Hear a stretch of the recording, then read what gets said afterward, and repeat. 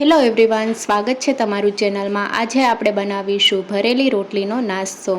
ચટપટા મસાલા સાથે એકદમ ક્રિસ્પી ભરેલી રોટલી તૈયાર કરીશું। નાના બાળકોથી લઈને મોટાને બધાને ખૂબ જ ભાવશે। જો તમે ચેનલ પર નવા હોય અને હજુ સુધીમાં ચેનલને સબસ્ક્રાઈબ ન કરી હોય તો સબસ્ક્રાઈબ કરવાનું ના ભૂલતા। તો ચાલો રેસીપી ચાલુ કરીએ। 7 થી 8 નંગ જેટલી રોટલી લઈ લીધી છે અને રોટલી એકદમ પાતળી લેવાની જેથી એકદમ ક્રિસ્પી નાસ્તો તૈયાર થશે। રોટલીમાં ભરવાનો મસાલો તૈયાર કરવા માટે 1 કપ જેટલી ઝીણી ચોપ કરેલી કોબી, અડધો કપ ગાજરને ચોપ કરીને લીધા છે, સાથે અડધો કપ કેપ્સિકમ ઝીણા સુધારીને લીધા છે, 2 મીડિયમ સાઇઝની ડુંગળીને ઝીણી સુધારીને લીધી છે। તમે લીલા વટાણા પણ ઉમેરી શકો છો। 3 નંગ જેટલા બાફેલા બટેકા લીધા છે। બટેકા બાફીને ઠંડા કરી લેવાના જેથી એકદમ ડ્રાય થઈ જશે। હવે વઘાર માટે અડધી ચમચી આખું જીરું, 1 ચમચી આદુ મરચાં લસણની પેસ્ટ, 1 ચમચી ચાટ મસાલો, સ્વાદ પ્રમાણે મીઠું, 1 ચમચી લાલ મરચું પાવડર, 1/4 ચમચી ગરમ મસાલા પાવડર, 1 ચમચી ધાણા જીરું પાવડર, સાથે વઘાર માટે 2 ચમચી તેલ, થોડા કોથમીરના પાન અને અડધા લીંબુનું રસ। રોટલીમાં ભરવા માટેનો મસાલો તૈયાર કરી લઈશું। નોનસ્ટિક પેનમાં 2 ચમચી તેલ ઉમેરશું, સાથે અડધી ચમચી જીરું ઉમેરશું। જીરું સારી રીતે કકડી ગયું છે। હવે 1 ચમચી આદુ મરચાં લસણની પેસ્ટ ઉમેરીને સાતળી લઈશું। મસાલામાં આદુ મરચાં લસણની પેસ્ટ ઉમેરવાથી બહુ સારો એવો ટેસ્ટ આવે છે। આદુ મરચાં લસણ સતળાઈ ગયા છે તો હવે 2 મીડિયમ સાઇઝની ડુંગળીને ઝીણી સુધારીને ઉમેરશું અને ડુંગળીને 1 મિનિટ માટે સાતળી લઈશું। ગેસની ફ્લેમ મીડિયમ રાખવાની છે। ડુંગળી ટ્રાન્સપરન્ટ થઈ ગઈ છે, તમે જોઈ શકો છો। તો હવે આ સમયે બધા વેજીટેબલ ઉમેરી દઈશું। 1 કપ જેટલું કોબી, અડધો કપ ગાજર અને અડધો કપ કેપ્સિકમ, બધી વસ્તુ એકસાથે ઉમેરી દઈશું।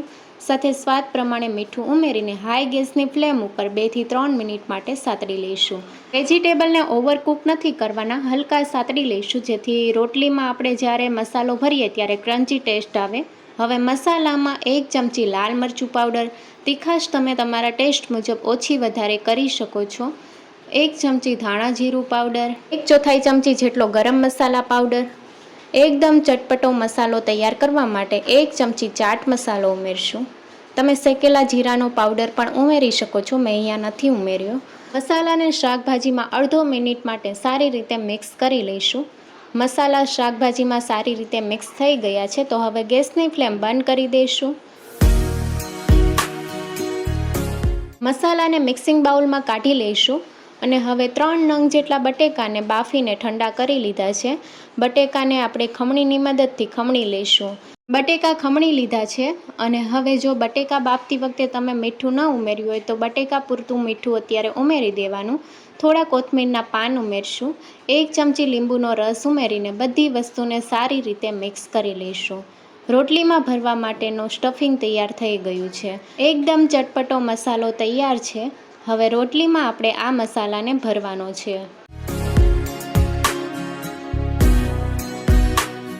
1 નંગ રોટલી લઈ લીધી છે। રોટલીને સેન્ટરથી આ રીતે કટ લગાવી દઈશું।